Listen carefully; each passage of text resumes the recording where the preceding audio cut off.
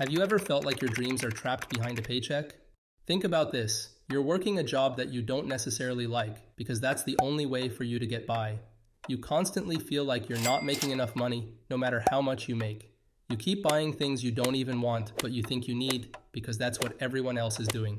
You have a dream that you want to pursue at some point in the future, but there's no way you can act on it now because you need the money and stability that your job offers. So you keep postponing and postponing, unable to take the first step you know you have to take in order to ever achieve your goals. That was me about 2 years ago, and in this video, I'll show you how I started using my 9-to-5 income with intention, clarity, and focus to design a life that I want, which allowed me to quit my job a few months ago and start this YouTube channel. If you're one of the millions of people who can't give their dreams a shot due to financial reasons, you're going to want to take notes. And don't worry, you're not going to leave thinking you need to make more money.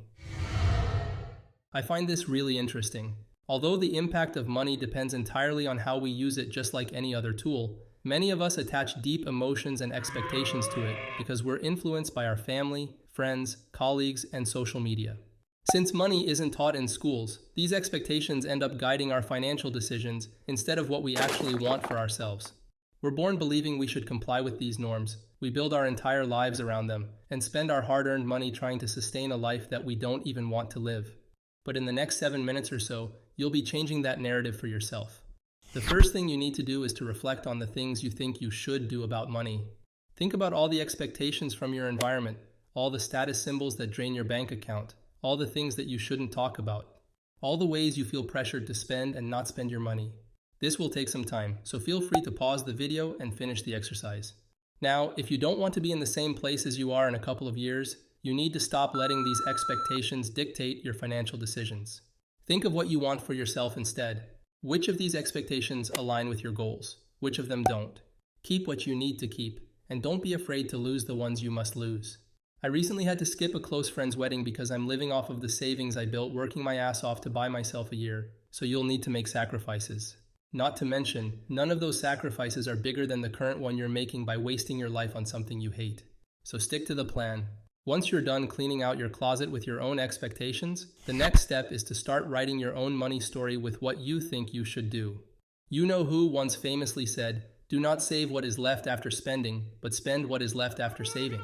I can't stress how much of a difference this makes in taking control of your finances enough.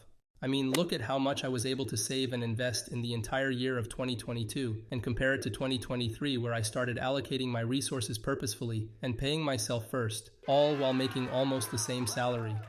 But when we look at this amount that we pay ourselves as just savings or investments, we're actually missing the point. This is the money that we can use to design the life that we want for ourselves. Think of it this way. If you want to move to a new country, you can use this money to make that move. If you want to switch to a new career, you can use this money on courses to develop your skill set. If you want to start your own business like I wanted to, you can become your own angel investor and use it as your seed money that will fund you for a year. So it's not just savings or investments, but it's actually what helps you build your ideal life. It's your capital that allows you to make a choice about your own future. And it's entirely under your control. How cool and frightening is that? Okay, here's an extremely easy way for you to calculate this capital. On one side, you have your take-home pay, which is the income from your job plus any other side hustles if you have them. On the other side, you have your monthly expenses to keep living life in your current standard. These would be your housing, groceries, utilities, transportation, subscriptions, personal spendings, and so on. If you really want to make sure that you build your ideal life around a capital that you actually have at all times, feel free to add some buffer by increasing the total of your expenses by 10 to 15%. Now just subtract the total of your monthly expenses from your take-home pay. This is the money you have left to pay yourself every month. This is your moving, career switching, business starting, or whatever capital of choice. If you don't have much left, don't worry, we'll adjust that later. Congratulate yourself for a second for doing this, because you're already ahead of most people who don't even know where they stand financially.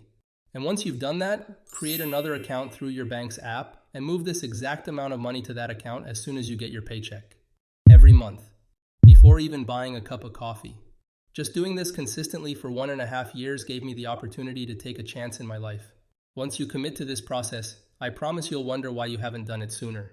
But, shit happens. So if you ever find yourself having to use the money from your capital for emergencies, make sure to put it right back next month, in addition to what you should already pay yourself that month. And if you realize that you're having to do this often, go back and recalculate your capital. Alright, now you know where you are. The next step is to decide where you want to go. This part takes a lot more reflection than the first, so I'm not going to dive too deep into this here. But what you essentially need to do is imagine a typical day in your ideal week. This could be 1 year from now, 2 years, 5 years, or 10 years from now. And don't worry about how you'll get there, just imagine what it looks like. Where do you wake up? How do you start your day? What work are you doing? How do you feel when you check your bank account? This will be your compass, so the more detailed and clear your answers are, the stronger your why will be for the final part. And don't worry if your vision is overwhelming or already feels impossible to achieve. It's not going to come alive overnight, but it will as a result of many small steps that you take with intention. Once you have a clear vision, you need to pick just one piece of that vision that you want to turn into reality. And once you have that too, you need to define the first step that you need to take towards making that piece real. We're setting an actual goal here, so you're going to want to make the action as clear as possible, attach a timeline to it, and also a monetary value to it. You can do this by using a statement like this: I will spare insert monetary value towards insert action over the next insert timeline, because this will allow me to insert impact on the selected piece of your vision. For me, it looked something like this. Fill this statement out for yourself and put it on your wall. And finally, look at the number you put in that statement and think how you can get there with the amount you pay yourself every month. Remember when I said, don't worry if you don't have much capital left after subtracting your spendings, because we'll adjust it later? This is the part where we adjust it. What you want to do is maximize the amount you pay yourself to make this vision a reality. If it takes you 6 months to save up for a networking event that will help you take your career to the next level, but you want to get there even faster, you can do this by either increasing your earning potential or decreasing your costs.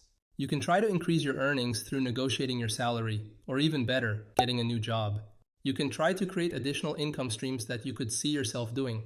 You can also have your capital work harder by investing a portion of it, though it comes with its own risks. But the easiest and safest way to do this is to reduce your expenses instead, and redirect that money towards your vision fund. And we hadn't even tried the first time, so there's room to improve. Look at your non-essential spendings and eliminate the ones you can in order to increase the amount you pay yourself monthly for your vision. You can efficiently do this by asking whether a specific spending aligns with your vision. If it does, keep it. If it doesn't, cut it out. And if there's still no way you can make that piece of your vision a reality with your adjusted capital amount, you can either pick a different piece of your vision that sounds more realistic at the moment, or adjust your timeline. And that's it. That's how you fix your finances for good and be able to take a chance on yourself. Now you have no excuse not to chase your dreams, and no reason not to believe you can actually do it. I can comfortably say this because that's exactly how I started chasing mine, so feel free to subscribe and share this journey with me. And let me know how it felt to make that first transfer to your vision fund in the comments below. If money is not the reason why you can't take the first step, but you just don't know where to start, you might want to watch this video next. Hope you learned something from this one, and I'll see you next time.